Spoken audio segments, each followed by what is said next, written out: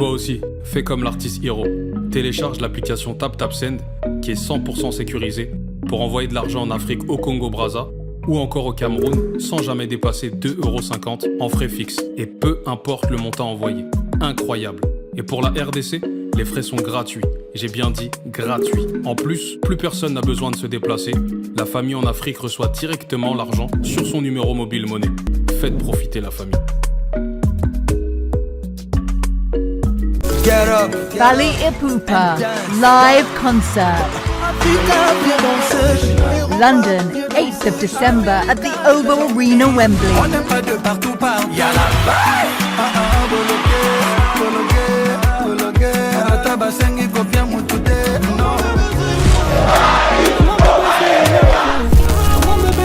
Get your tickets now. Bali Ipupa live in London for the very first time.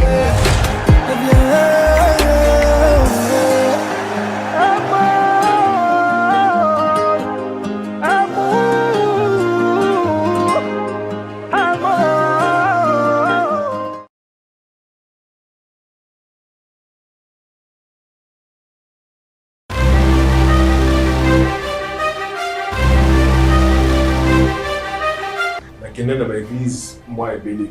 L'expérience, c'est que n'a quitté au dans l'église physiquement, mais a qui scandale. Oui, ça dans l'église. Ce que tali mingi biso nyoso so protocole en Angleterre. Tu as vu que culture est différent. Bate Bélé ba komi yo ka banzembo ya ba anglais. Bible bon so mon temps tout temps pour famille mon ami dans temps pour la bien té, bino mon ami dans temps pour la bien té. Pour nangai parce que ezate que so dans la communauté à Bandibu, Nzamba se manifester, a se manifester. Ceux qui pas ba musulmans, Nzamba se manifester pega. So some Nzamba mo côté there's two kingdoms. Kingdom of darkness, kingdom of light. Souks nanga ezo kina kingdom of darkness te. Parce que tout esprit est la source, et a na source nango. Ba esprit na bazo tanga na source nango eza oti wapi. Quelque part peut to bossa na te que pasteur azamutu, lokola yona ngai, diable a ko targeter. Ozomona soki aza oya nzambe conscience nesala ye mokuta akotika share. The biggest problem we have is we have a lot of pastors who are not discipled. The issue is discipleship. And that's why Jesus said, go and make disciples. He didn't say go and make Christians. Boya kana ba cours biblique bolingo yate. To bazo sunu wera na prière à semaine bolingo yate. Yango ne mutezaka base na vie ya bana nzambe. Je suis. C'est conjuguer le verbe être, non? Wow. So you're God basically. Basically.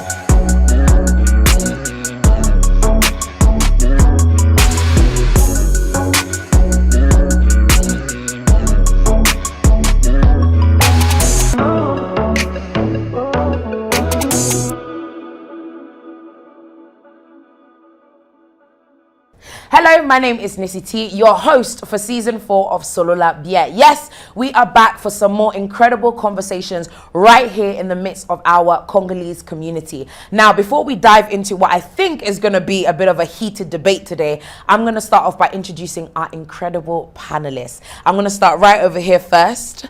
The one and only, I say that sometimes he rubs us the wrong way, but we love him anyway. Papa Trésor, how you doing? Beton. I love it. Simple. Then, of course, we have the gorgeous, looking very cozy, by the way, cozy and glamorous, Sentij. How are you doing, my lovely? I'm doing good today. And I just want you to just give us a little bit of an intro into what you have in your hand. Yes. So, guys, I sell jewelry. My business is called taboo.co.uk. If you guys are looking for bracelets, watches, necklaces, earrings, make sure to shop TBG. Love it. Absolutely fantastic. We love it. And of course, we have someone new. Normally he's behind the camera. Today he's in front of the camera. The one and only Pasteur Mania. How are you doing today? Pasteur Mania, Nazawa, Nasepeli. I love it. Absolutely love it. And then of course, to my right, we also have the fabulous and the gorgeous Diamond who's joining us for the first time. How are you, my lovely? I'm okay, thank you. You look fantastic. I love it. And then of course, with the Congolese flag, as a Congolese. The one and only Congo boy. How are you? Yeah, macha kitoko ya. Kitoko from Naseveli. And then last but certainly not least, the one and only voice of Congo himself, Monsieur Francos. How are you? Hey, Kitoko. Well, with that, guys, I think it's time we dive straight into our conversation. Now, I don't know if it's something that you guys have noticed or seen, but there seems to be a bit of a trend where a lot of Congolese young people are leaving Congolese churches and are going to Nigerian churches, Ghanaian churches. It seems like they're going to churches of other cultures. Do you believe that this is true? And if so, why? I think I want to start with Pasteur Maneto Bananayo because of that Pasteur Nabiso Awa. So please, do you think that that's something that is really happening? And if so, why? Ponangai, I think it's not true. Is that solo te parce que so que tali mingi biso nyoso so o to call in Angleterre. To yebi que culture is différent. But belé ba komi oyoka banzembo ya ba anglais. To come worship God in English songs or even French songs au bazana na France. So mingi okomona ke tango tozokola to bandaka olanda ba église wana poeza e comme lokola culture na biso to kola nango. So is that problem te ke ba pasteur mabe baza partout ba église mabe eza partout. Ezaka problème ya Congolese church te. Non. Eza problème ya culture ou environnement to zanango. Ouais. Okay. Let me, Moi, je pense que dans un désaccord, pourquoi? Parce que je me souviens là, comme un amboko, des natures dans la cour catholique. Et à les autres pour ça, mis ce nom pour moi, comment quitter la catholique, au limite peut se retrouver dans la christianité, dans l'engue à bien, dans l'église, moi et belé.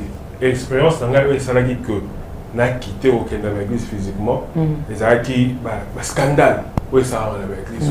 Donc, c'est quoi qu'on a l'église? C'est quand on ensemble là, na TV, tomati na bien, tomati. Parce que, ok, un scandale est quel trop. Ok. Un scandale est quel trop. Dans une église, mon pasteur, à Robima, naba maman au bazar à Liboso, naba sœur mon soutien, sœur mo ya muke o azai camarade na biso na temps. Attends, on a un bon mouki. La Bible nous dit que ceux qui montent à l'île bino à Zababé, bah am na bino payé, ils ont une direction à Mabé. Na oti kana na ponani. Bozo ba oti ka pona na ina sa ba ka pona lo yenge. Te ceux qui passent à autant la Mabé. I'm not staying there. Je ne veux pas rester quoi là. Parce que ozo mema moli monanga ndengeni. Ozo na exemple ni. Dans le moins église wana, na aucune église mususu. Scandale yeko beta. Pasteur Azaki, non, sur la scandale à monter. Non, mais tout ça, ils sont en famille, tout ça, ils sont ensemble. Le banayo. Scandale est bête, tu vas comprendre que pasteur avec ta propre, ou ba propre, il y a chèque. Ah, naïvi. Il y a chèque. Avec une église, on a fait la longue. Wow. Ok. Si on a ma cambouana, tant et bougeant ami abatu on a dit maman comme ça on a pas ça ressemble là même pasteur on a là ça ressemble là quand on a dit que yo za là on sait dans même on a l'église mais mon tata on dit ça on bon yemba ke ko quoi le bloc je te dis mais zilana yo zo kambangai na ko pesa ni na pas na yo mais tant on tambola it shakes somebody's faith on dit manuel bijaka En plus, on a moins de moquer, au monde est au sein là qui, on le sait on dit maté. Au monde, parce que pour moi la compréhension, understanding, il y a spiritualité et ça non écoloté. Et pour chaque qui au monde on a beaucoup, au monde on a qui na beaucoup aux a coupé battre na qui.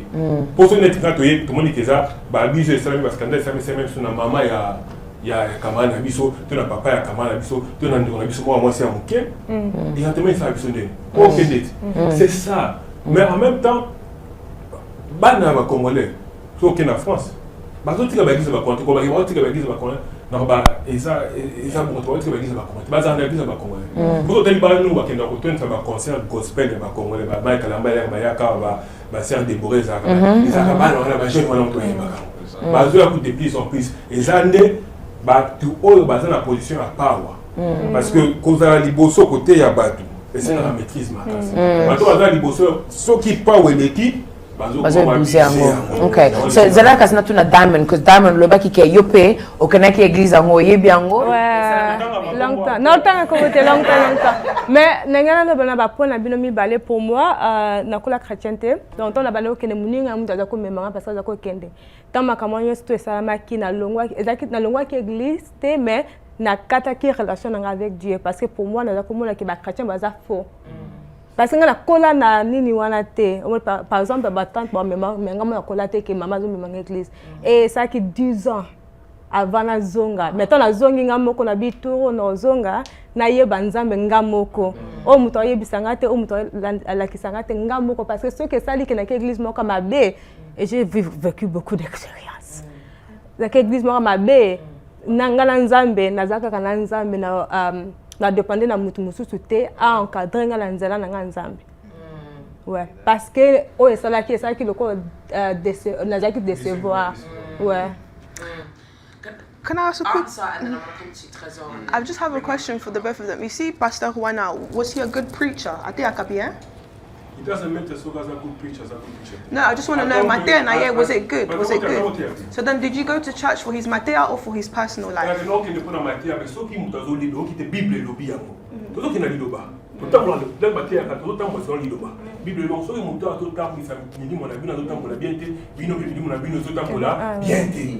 la porte aussi. Comment tu vois la leader? Oh, attends, so ils disent si moi ça côté pour ils disent dans temps la béton quand ils sont besoin ba di matisse ça. On doit aller biso be et moi on ça là. Et attends, moi j'étais petite, il y a un peu mukolo. Mais moi j'étais petite. No. First of all, nobody's perfect. I think people need to have more compassion with pastors. Obviously, when it comes to things like abuse and whatever, then that's fine. What people need to understand is that nobody's perfect. And me personally, if I feel like Matea Naye is bien, whatever he's doing in his personal life, it's not a reason. And this is the problem I have with Congolese people. They leave the church. They leave the church. The pastor could be giving them bongo. The pastor would have a good. The pastor could be giving them bongo. The pastor akuzala na Matea ya bien, but he's just gonna leave because of his personal life. Was you there for his personal life, or to watch Love and Hip Hop, or was you there for Matea? So let me ask. Let's come to the pastor. Because pastor, you pay ozana na what did they call sheep like flock? Ozana batupe balandara yo. So do you agree that so ineti yo obano sala obviously God forbid we rebuke it in the name of Jesus, but yo obano kinanzela moko is that in alignment te na Bible? You still feel like you should still have your place, ozo telemana liboso batu ozo continue kotea? No. Hello, Monakolo, but can I express in English? Yeah, express in English. The biggest problem we have is we have a lot of pastors who are not discipled. The issue is discipleship.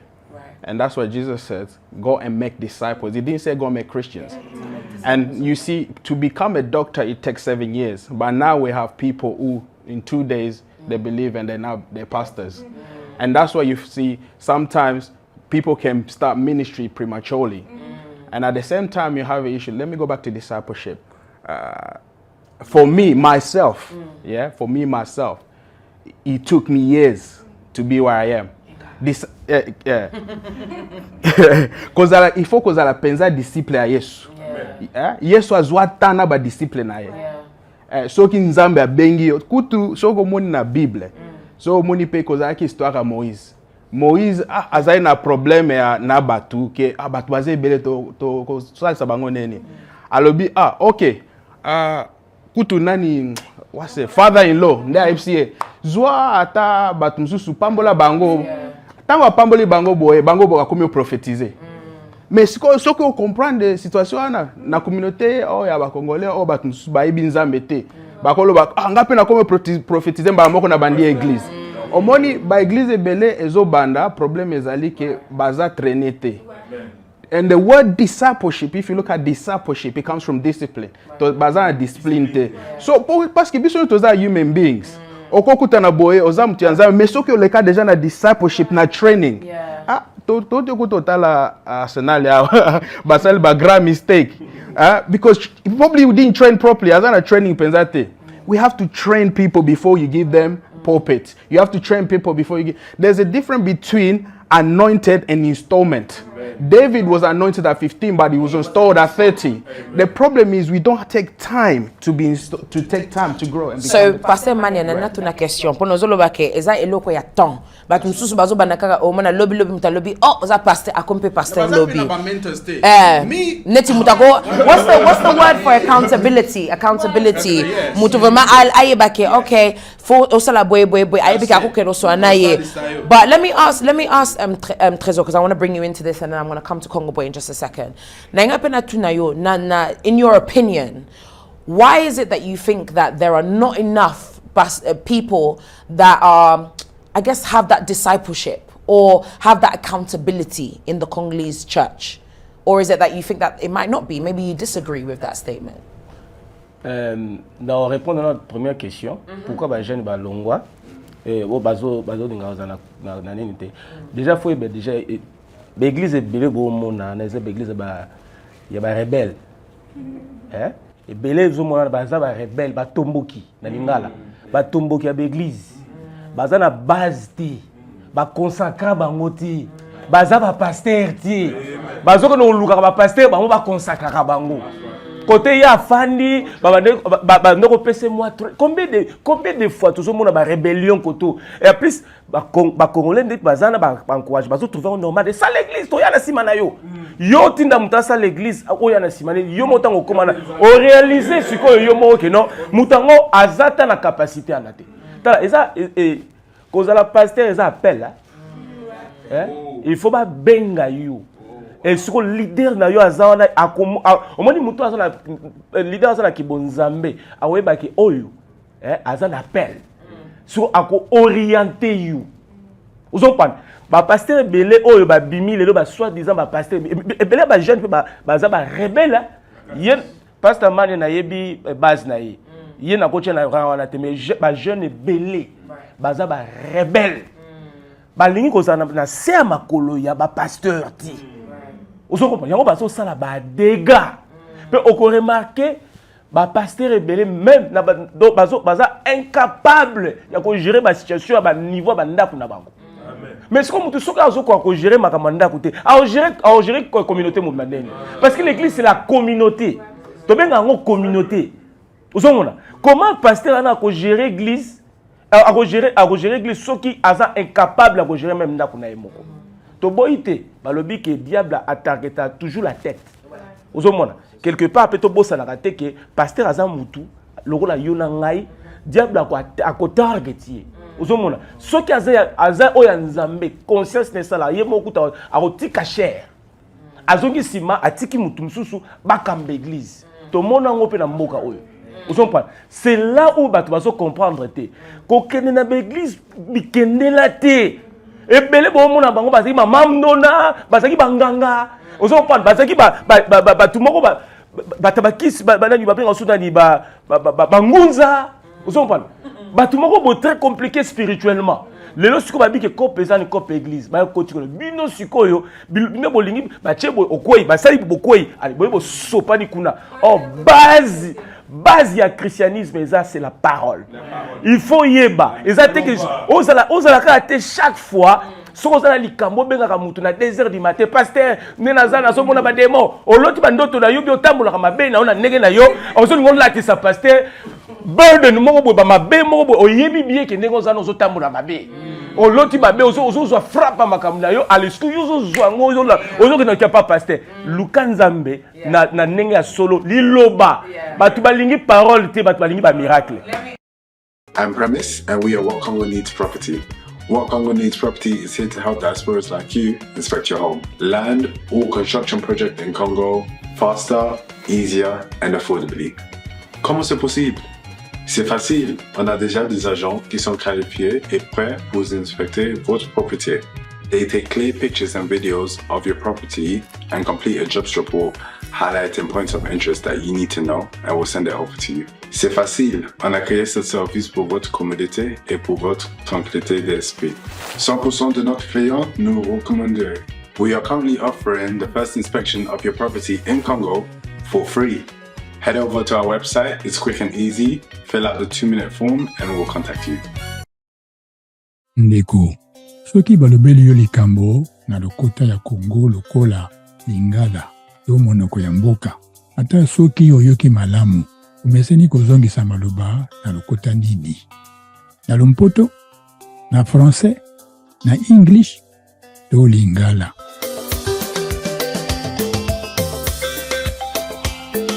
Yekola lingala na SCS School. Jifunze Kiswahili.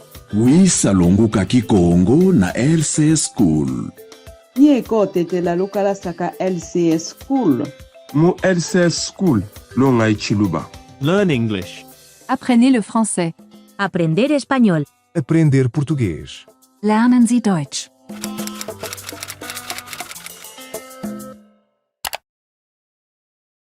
Toi aussi, fais comme l'artiste Hiro. Télécharge l'application TapTapSend qui est 100% sécurisée pour envoyer de l'argent en Afrique au Congo-Brazza ou encore au Cameroun sans jamais dépasser 2,50 € en frais fixes et peu importe le montant envoyé. Incroyable. Et pour la RDC, les frais sont gratuits. J'ai bien dit gratuits. En plus, plus personne n'a besoin de se déplacer. La famille en Afrique reçoit directement l'argent sur son numéro mobile monnaie. Faites profiter la famille.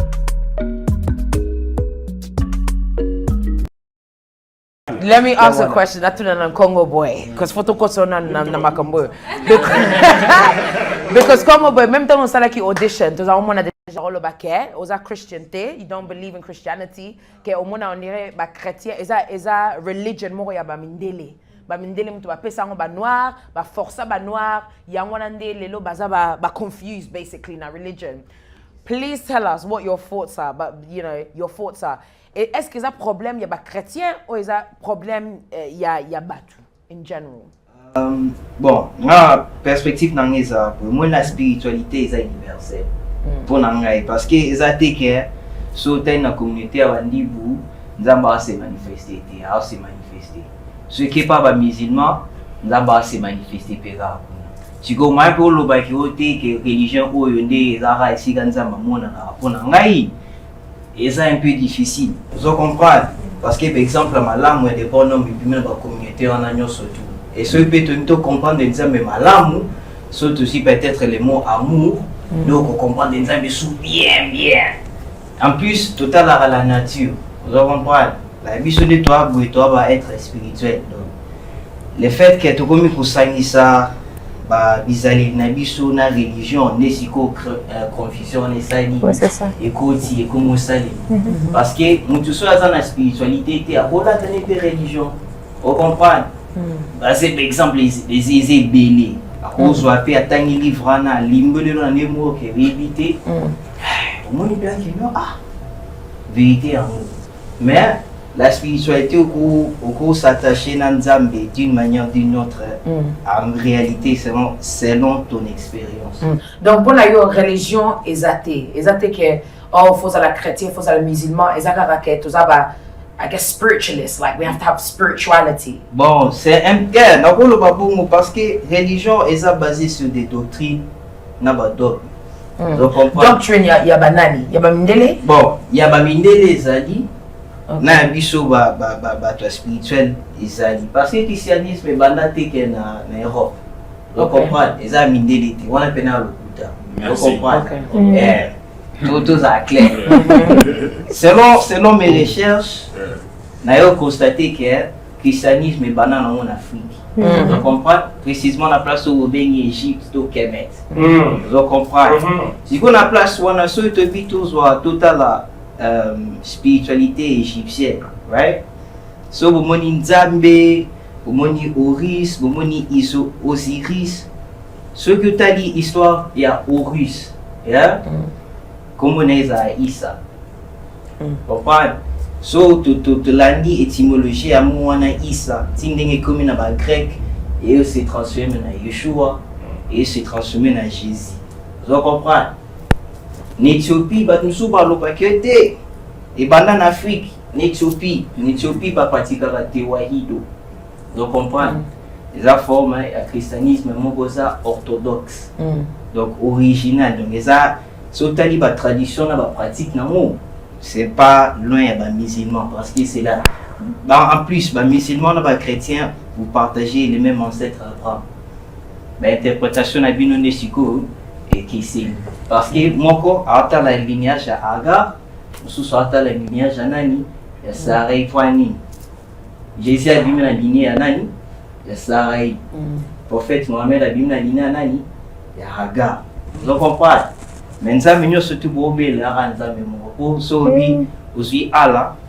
Vous savez traduction traduction en anglais et en Zambie. Vous savez traduction en lingala et en Congo. C'est quoi? Confusion na sigo na mituni nana eno. So I want to ask this question, nana tu nanan bino, yeah. And in fact, ask your question, then I'll ask. Because I really want to understand you. Sorry, I really want to understand what you mean when you pray to your ancestors. Because when you pray to your God, you're praying to someone who's omnipotent. You're praying to someone who's omnibenevolent. But when you're praying to your ancestors, I just really don't understand how you can pray to someone who in their past life, basali pipi, basali kaka, they made their own mistakes, they're walking the dog. Like, how could you pray to a human being? Like, what does a human being give to you? Like, now you're praying. Just for me to understand. Just for me to understand. Do you pray to your ancestors? Like, is it answer or some by trees? Banzete, like, what does, just so we can understand, yeah, what does it look like for you? Surtout qu'il y a un Kingdom of Congo. Yeah? Kingdom of Congo, tozaki, tozaba histoire ba Kimpamvita. I'm sorry, I'm asking you personally. Yeah. If you look back, let's say, in the so totally na traduction à biso ya Congo. Yeah? Les anelou a bien cosmologie. Vous comprenez? La cosmologie, surtout ça les recherches, c'est la science exacte. Et ça science mon quoi li kukumate, et ça te que haute, et ça proximité, et ça bibliothèque. Ba Congo ba comprendre qu'il y a je comprends. En plus, royaume na biso na Congo et que c'est maintenu pendant ce qui 6000 années là. 6000 années ça on les belé. Je comprends. Avec les mêmes spirituels, la même spiritualité, les mêmes traditions, les mêmes sciences. C'est que la spiritualité africaine est la science mon corps naturelle. Je comprends. Par contre on a biso ba yeba ki ke Nzambe azali. Kaka lokona na kati ya Bible bomona ka bozaka ba santu, bozaka ba anzelu, bozaka na ba sage. Na ninga ya spiritualité africaine ezalaka pe bongo. Parce que vous voyez ça te que non, bonimate que banzelu bazali. C'est nos ancêtres ba jouer ba rôle na pays susu. Kaka lokona bomona ba Saint Thomas, ba Saint Nani, ba Mose, ba Abraham. C'est la même chose avec nos ancêtres. Est-ce que Abraham a koufa, mais ça ressemble à Abraham père? Just 1 second. Yeah, aussi ça. One more minute and then trésor à côté. Yeah, pour nana si question. Yeah, please finish. Ngana inga kana yeba kaka osombe hapana.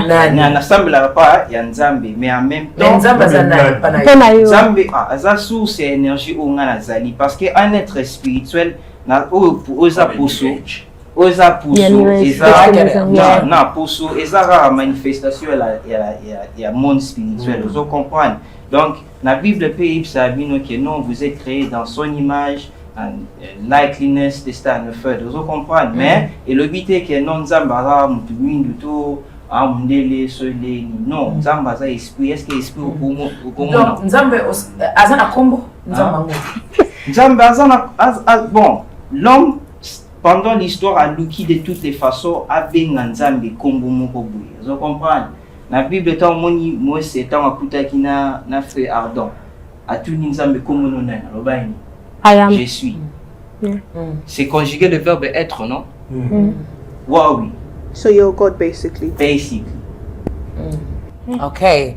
So let's go to Trésor, because there's no more confusion. But so, Nalina Nayoka, thank you so much for sharing, Congo boy. Merci. Nalina, so Yomoko was a God, was a connected to Nasa connected a God, yeah. Nasa fraction na. Neti God azali me, Yosko was a God man. Okay, so let me ask Trésor, you wanted to say something. Omoni Magambazoloba. Azana raison na nenge basali ba teaching vous comprenez tout ça ba belima eza nzambe parce que bakoko na biso bando invoquer belima nakosi OK elima za nzambe wapi yamai bon ce qu'on a zongi boy moni sikoyo les raisons pourquoi nzambe apesa africain mu Congo ikola biloko c'est ça eza très bizarre hein. Congo boy alobi na biso makambo ya towuta na Egypte. Bible pezo bana biso ke bana Israël bazaki bauta ki wapi? Na Egypte akatsa ki wapi bakela ki na Libanda ta? OK. Wana za bana Israël, eza christianisme te. Nazo pesa ka exemple. Ne to tanga na Bible te nazo ba te tozo ba kende ba totangi na Bible is nani Egypte ezaki powerful. Après un certain temps ça nini ekoi. Après sur to panzani. Tozongi ce qu'on a histoire africaine. Na territoire au tozanango ya Centrafrique. Ezali territoire oyo ezali ya ba pygmée. Ya bisote. Vous comprenez? Eza ba pygmée. Ba pygmée to ando fanda wana.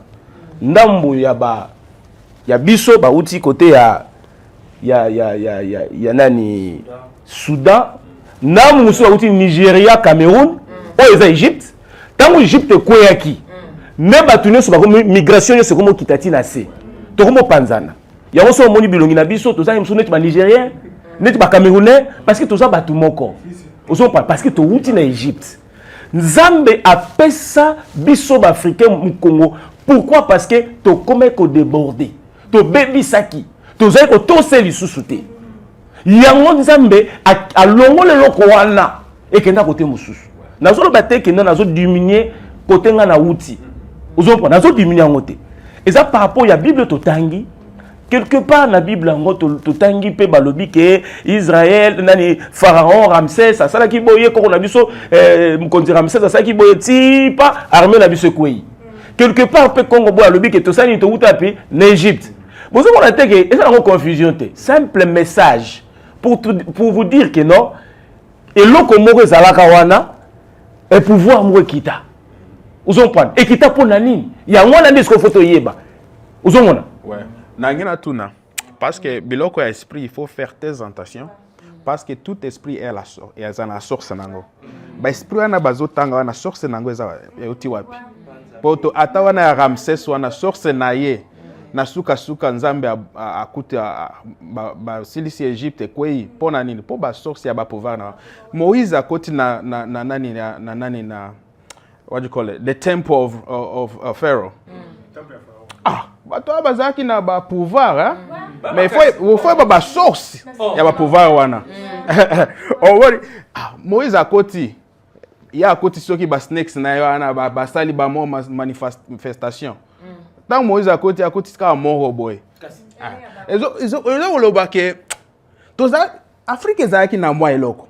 Mais koza place moko misuse but there is another high realm of power that God used through the Jewish people.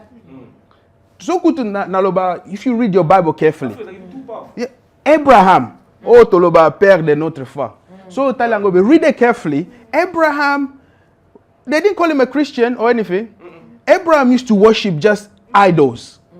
Kala ne tozaki temba papa na biso nga kutu naza mutu ya shabunda nyalukungu na yebi biloko ya ba père na biso wana kutu ba père na nga ba bando loba il faut zonga na mboka il faut kena na forêt il faut bobin biso so ba biloko naza mutu ya shabunda nyalukungu deep kutu donc na yebi makambo wana fort mingi na biso tango tozokola papa il faut zonga na mboka il faut kena na forêt il faut bala kisoza la mobile basala baba biloko ya ba esprit mususu ba esprit toujours représenté comme chrétien et za esprit e uti ba kubenga kaye ya comme na eza Yahweh simple donc nangina lo babongo bo la careful the source of power. Because sorry to interrupt you, Pastor Man. Yeah, just because Congo balubaki something interesting.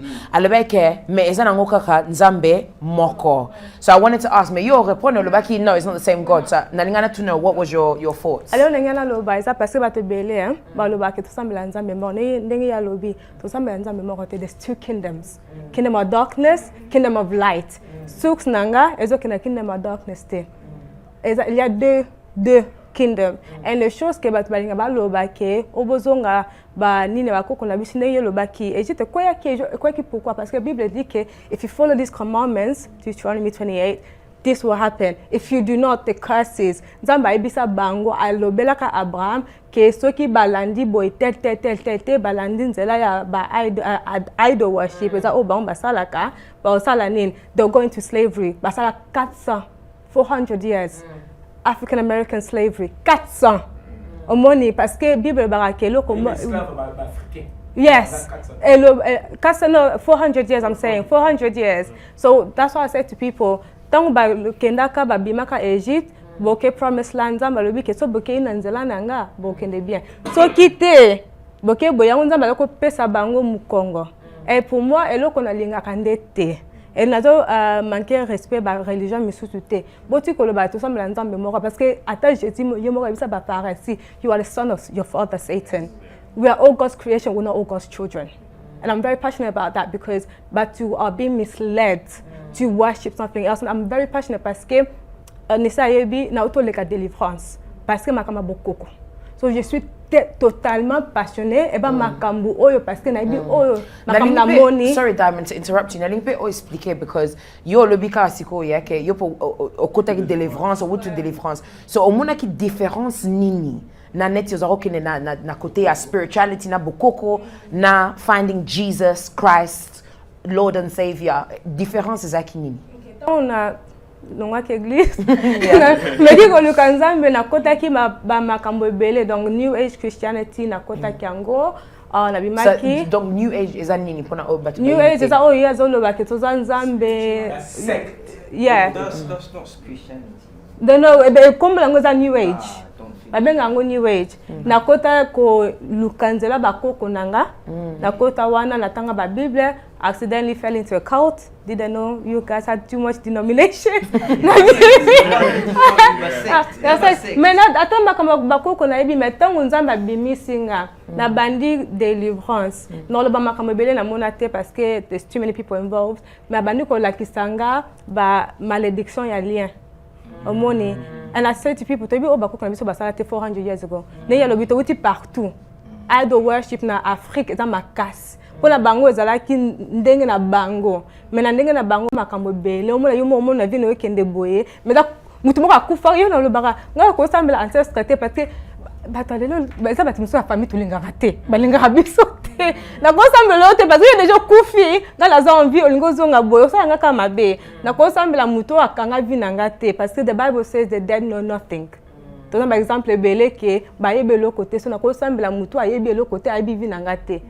Mais parce que j'ai vécu beaucoup de choses et là que sanga quand les oh non tout ça mais dans mes côté là des kingdom and like I said we're God's creation not all God's children. So Nana ya para Congo and I'm come to you and Francos as well. So donc you know in your opinion a perspective na yo omona rondire na nini na communauté congolais séparation ezali entre batu net is a cause division basically entre you know religion is a cause division pona batu bele balwaka oh religion eza mabe omona batu niso babunda kaka bozo bunda oh kenepa na Allah kenepa na Christianity kenepa na Buddha kenepa na oh do you think that's what the case is religion just causes division? Well yeah pretty much because so totally fait na ba histoire ya religion to étymologie ya religion itina religare qui veut dire que to bind with God donc kosamisa moto na nzambe parce que peuple na peuple oyo aina ba concept ndenge nini na kosamisa nzambe na bato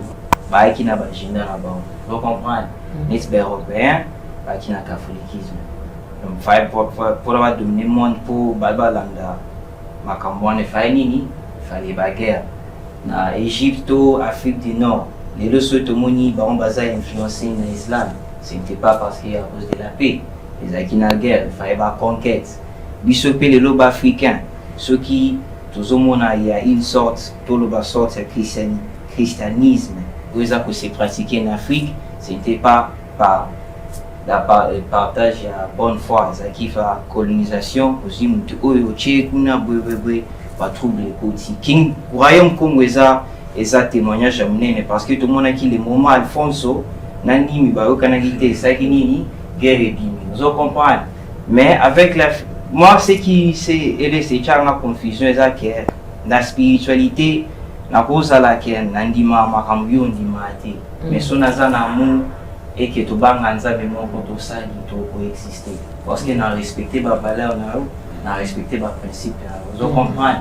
Mais tant que au ba dogme to ba doctrine moko beli boso les moments où on a le bakete ngandimi yesu na ote on a le roi munguna na mais pour solo moko makila moko et tout mona mu chaque fois na katia ba communauté na biso. Mais je vais pas imposer opinion na au bakeno et sengeli biso nyoso tout ozongela spiritualité africaine parce que expérience na yo na nzambe eza individuel. Au cours ça lango boyoké au côté beaucoup tena sous mitali vous comprenez.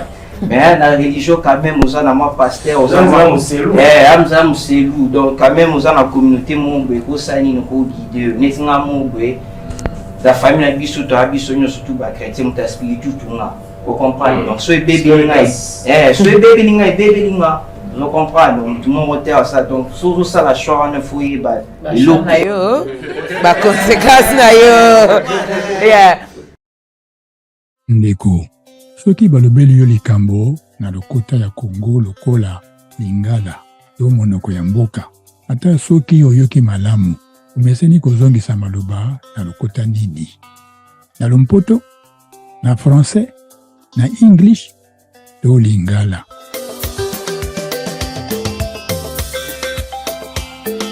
Yekola Lingala na STS School. Jifunze Kiswahili. Wisa longuka Kikongo na LCS School. Nieko tetela lokala saka LCS School. Mu LCS School lo ngai chiluba. Learn English. Apprenez le français. Aprender español. Aprender português. Lernen Sie Deutsch.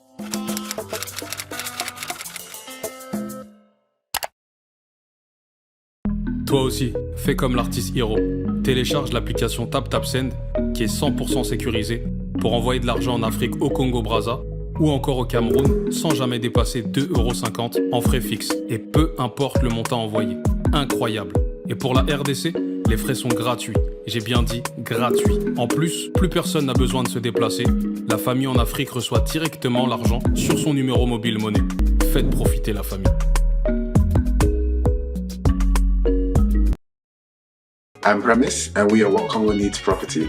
What Congo Needs Property is here to help diasporas like you inspect your home. Land or construction project in Congo faster, easier and affordably. Comment c'est possible? C'est facile. On a déjà des agents qui sont qualifiés et prêts pour vous inspecter votre propriété. They take clear pictures and videos of your property and complete a jobs report highlighting points of interest that you need to know and we'll send it over to you. C'est facile, on a créé ce service pour votre commodité et pour votre tranquillité d'esprit. 100% de notre clients nous recommandent. We are currently offering the first inspection of your property in Congo for free. Head over to our website, it's quick and easy, fill out the 2-minute form and we'll contact you.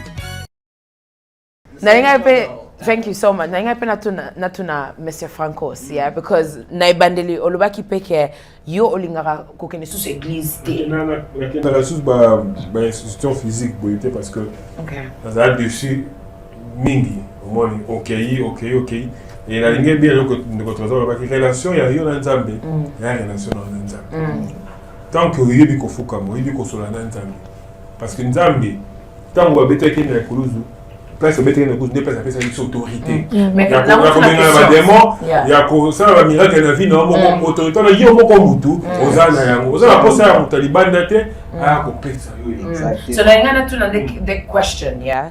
So point is that so ineti mutu azana musala. Basali bango mabe na musala. O yoka jamais mutalo ba na okene susu musala te. Na vana ngana ndako because batu basali nga mabe. Mais ezala kaka batu na église nde. So basali bango mabe e komika na okene susu église te. Oh na tiki église bango nyoso baza mabe. Yeah. Musala. Ezana.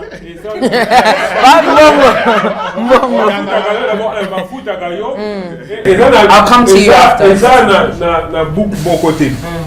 Parce que biso dans la religion, et ça la Bible tout Zolanda. Musala c'est la police. Police c'est ce qui manager a abusé position là.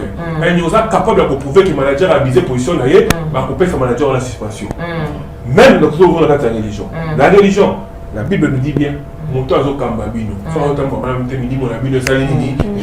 Mais ceux qui ont la discipleship, ils ont la position là. Ils ont la position là. Ils ont pasteur, ils ont grand leader. Ça là, ça dit vous au bas. Il va peser suspension à Fada. On voit la suspension. Non, mais maintenant, le point est de ticket église full stop. Parce que l'église, pasteur a dit très bien, mais avec le France. Voilà, vraiment, Zaki. Moi, je suis dans tout ça, intuition dans le béla. C'est la côte na place. On sentit que on Nzambazali, on Nzambazali. Ma personne qui est dans intuition dans le béla ngate. Il soit quand même. Place na côte taka intuition dans le béla si mon toit dans mon seul Nzambé. Na fanda kana ou la type pasteur attendant en France. Là là okende et comment qu'il d'abord dans le cabane l'église dans la Covid et au salini. So ye n'est pas long et pour long et na kataki kabouye accueilli France. Quand accueilli Covid et na o découvrir. Last question. Nenga tuna siko nenga senti ja tuna ki so okena ki pona pasteur wana okena ki pona église. Okena ki na biso na pota ki pona église. Na kenda église wana. Na biso pesa kenda intuition na ngai lobela ngai. Na makamunyo se komela ngai la vie. Intuition na so ki bandi ko bouger ningi sanga. Il y a des gens qui ont donc il attention aux maladies. Il y a des gens éthique attention problème ça la katanda ko ko question ko bando ko tumisa ti o mona problème na riba ke ruza sous sans ezala nzambe na yeba nzambe azo swana donc sur la côté de l'église boy na fandi ke na bandi ko samba ke na zo sentir sur les obati joyo to kendera to mona boy. So Sentij, I want to ask you, because you had a very strong opinion before. I just want to say, I think the problem is people are worshipping their pastors. People are seeing the pastors like gods. People are expecting pastors to be saints. First of all, pastors make mistakes. In no way, shape or form should be doing any kind of abuse or anything. But pastors are human beings too. The only thing you should be taking from them is just Matea, and that's it. Anything else in their personal life should not be your business. You should not, you should not be looking at them as if they're saint. You shouldn't be worshipping them. Wait. Let her finish. Let her finish, and I'll come to you guys. That's basically all I want to say. I feel like people, they expect pastors to be saints. They expect them to be Jesus. I get that they are preaching the word of God, but they're just a vessel for the word of God. They are not actually God. So people need to remember that when they go into church, that okay, pastor, he made a mistake. Obviously there's levels to what kind of mistake you can make. However, like even for you, even for you as a pastor, do you not find it a bit uncomfortable when people expect so much from you to be like a saint? No, I don't, because it's what I was called. Papa, you have to be called, and a lot of people are not called. There's a thing where in Christianity it's called, for you to work with God, you must have an encounter. Yes. Yeah, you have to have any person that worked with God, they had an encounter. Yeah. You in the église. Voilà bande kwa basi, leki no mwasi, pasteur aliminai. Oh là là, pasteur. On tire la église. Pasteur, pasteur aliminai. Like I said, there's levels. Let me listen. Let me know 18. A concert pastor. Oh, we plus là pastor. And dit que pastor ba abimina pastor. Oh ça. In that case, I'm leaving the church because, like I said, there's levels. No, there's levels. I said there's levels to the type of mistakes. That type of mistake right there is sinister because you pursued the child. You knew it was a mistake and you kept going. That's still young. You're texting them, you're seeing them, you're taking it. That's what I'm trying to say. That's what I'm trying to say. There's levels. For example, a pastor, he accidentally gossiped. That one there you can say, but if it's something like that, of course I'm going to leave the church because it's not okay. But I just feel, but what I've realized in our community, but I also mentioned that Menalobi, there's levels as well. I said there's levels.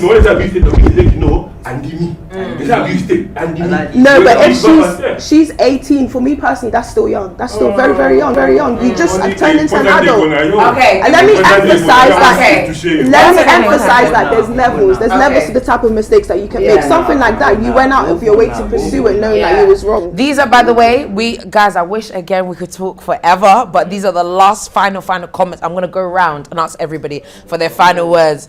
Papa Trésor, what are your thoughts? Bato fo balilo bala nzambi d'abord. So photos à la batebele bazo que dans l'église baza affirmité. Bayebi lilo banzambete. Yango moni même na ba mariage bazo kokate, même na ba vie na bango bazo sala ba grand berère rebelle ba buzo bebele parce que base ya vie à bana nzambe za na d'abord liloba. Soko yebi liloba oyeba ke église nazo kendo yo eza eloko te. So ebili loba ndoko yeba adresse na yo aneza mabe otala o muta banda otala ko banda aka bona na Facebook otabi o yaza aventurer oyeba ngo straight away parce que to yeba bango ba mbuma na bango mais bible bi na biso be bozala ewe ba false prophet bazali ba faux prophète bazali ba to mona ngo ndike ba ofinga mutu te bible yango moko lobi na biso tokeba na ba faux prophète so po yeba faux prophète il faut za la mutu mo za fermer oyebi loba. So ebili lo bato ba faux prophète te o koma ka ndetu ba bambili bato moyibi nini boy attention ba misu ba benga ba pasteur ba miyibi awa you gotta be careful ko sala makam na sentiment te eza aussi na malédiction yaka na muto azo accuser mutu sans raison parce que oza muta lo yenge oyebo yo bandi ko loba moyibi oyebite eza bato yo baza approprié bazana ta bazo sabino boyaka na ba cours biblique bolingo yate ta bazo sabino boyaka na prière à semaine bolingo yate yango ne mutu za base na vie ya bana Nzambe. Papa Franco Salobi Angot, albi bakotaka bazo zwatana bango approprié. Soko bozo zwatana ya kotanga Bible. Bat balingi de kotanga Bible te. Bat balingi pasteur atanga la Bible, bat balingi pasteur asambela ye, bat balingi avant la pasteur sa la nyonso. Yango na ndemu tezo sala ke tozo zwa ba problème belé. Yeah, thank you so much. 30 seconds, Diamond. 30 seconds. Ongengelo baza batebele baza na kobanga si Nzambe te. And I say this because when God called me into ministry, I didn't want to. I like living in sin. I say this all the time. I like living in sin, man. Parce que na comprendre que Nzambe loko benga na sala eze loko moko so important. I'm afraid to lead people astray. Don't na ibisi Nzambe okay ozo benga nga obenga na sabuzo bebele. I'm accepting this. So na ibisi na vanda. Atati suko na banga ke na okene na erreur. Ba pasteur bebele balingi ke bazana balingi bazana pouvoir. Omoni nde ya lobi fo landa bango na bazo te na erreur so me ko corriger bango bazo linga te eza ko banga Nzambe te yozo mona ke yo komi Nzambe but you need to have humility. That did you need to have humility, and that's something I learn I do all the time. I'm like, Lord, you're telling me to guide people in this way, am I teaching right? But na bi ke sokinga na memi batu bo Nzambe singa mema bango bo ezongelanga. And I think for me one can say but banga Nzambe te but batanga Bible ba chrétien be Bible te. Ouais. Okay, Congo boy, yebisabisi. Na opinion na ngeza ka ke lo nyoso tuzo sa nkilo yeba lo nyoso sa o comprendre. Poso ezaki avinanga mais ba pasteur rebelle ba mbouye communauté na biso chômage eleki. Nga franchement ce pasteur au sali comme mabe to kanga église na bino ou soit comme futa tax ou soit pour normal eza no pour et comme be sa communauté ba jeune rebelle ba koma ko kansara ke no to boité frère nini mais sur ça la terre ou les sa famille te siko marambo ne siko ba religieuse ko comme pe ça porte sa terre au créer ba corps ou botanga beaucoup et bo manipuler marambo ma moussa l'église ba sous goût bazo à pouvoir pas banganga na biso comprendre pour pas ça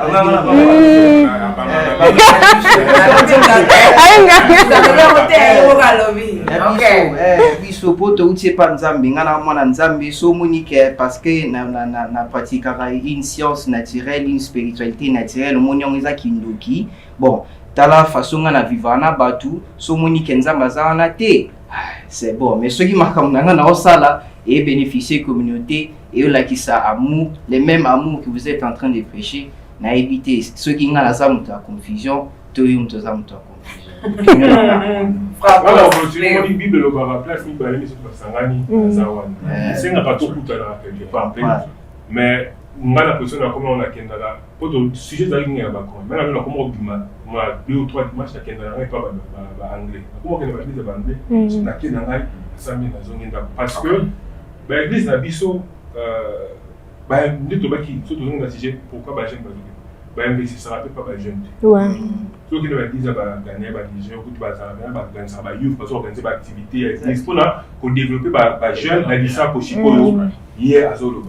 Parce que pas ça formé. Mais on a vu sur la pasteur on va ça personne m'a bon. La tech bazo investir té.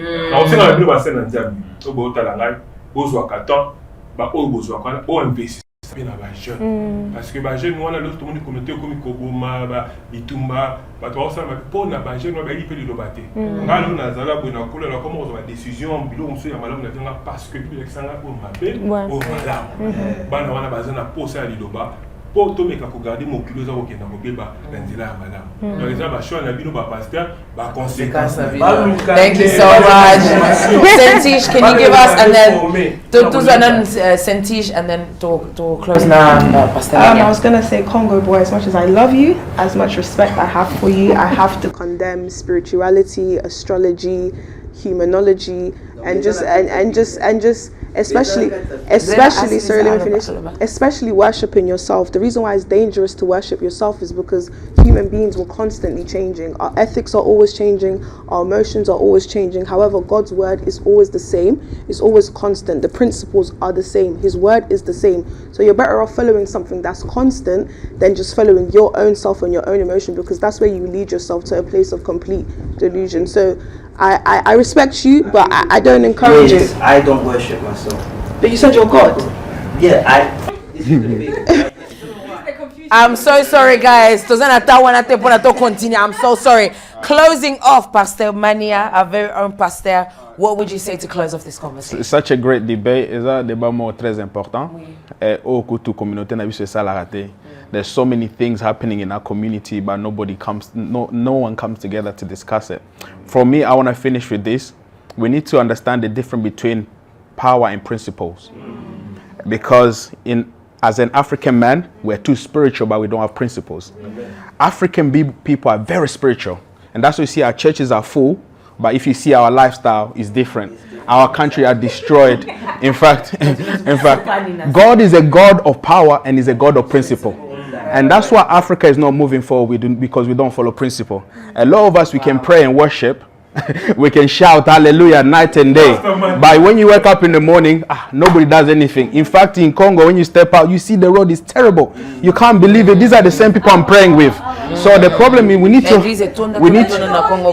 as the next generation of Congolese people who are called Christians or Christ-like, begin to act like what Christ told us to do. Just finishing that last bit in Lingala. Okay, Nzambe na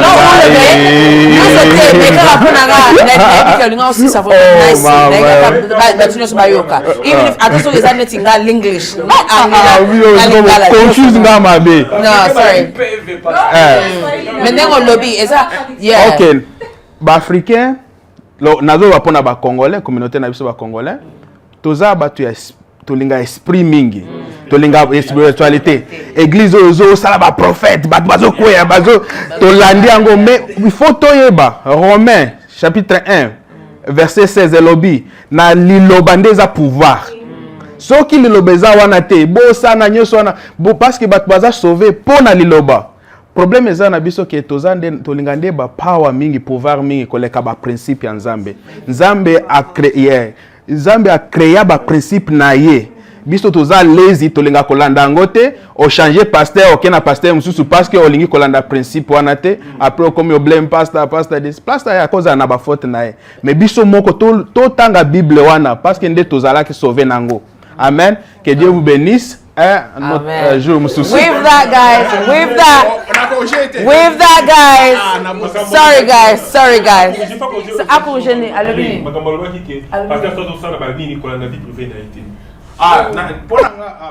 Fati 10 seconds kutu. Na besi yo kutu 10 seconds.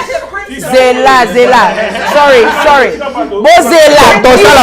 Hey, one house, guys. One house. Next time. 10 seconds. 10 seconds. 10.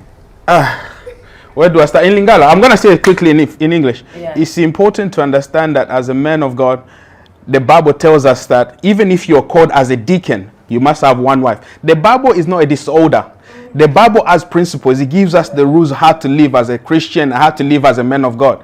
As a man of God, I should not even have to think about, I may have a second wife. Those things will come, but you have to be discipled. The Bible teaches us as a deacon, you first. So the issue, the main thing, all I wanted to say was as a whole, it's that people are imperfect. That's right. People are going to make mistakes. That's right. But it shouldn't remove you away from God and from your relationship with God. That's it.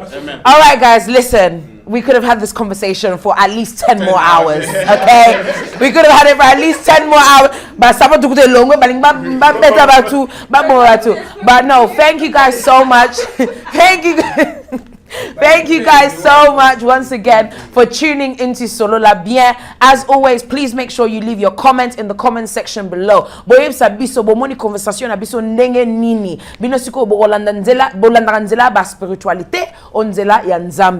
are your thoughts, guys? Should we be going back to a place of spirituality where we're focused on our African traditions and spirituality, or following what we call the Word of God? Let us know, guys. Thank you so much again, and we'll see you in the next one.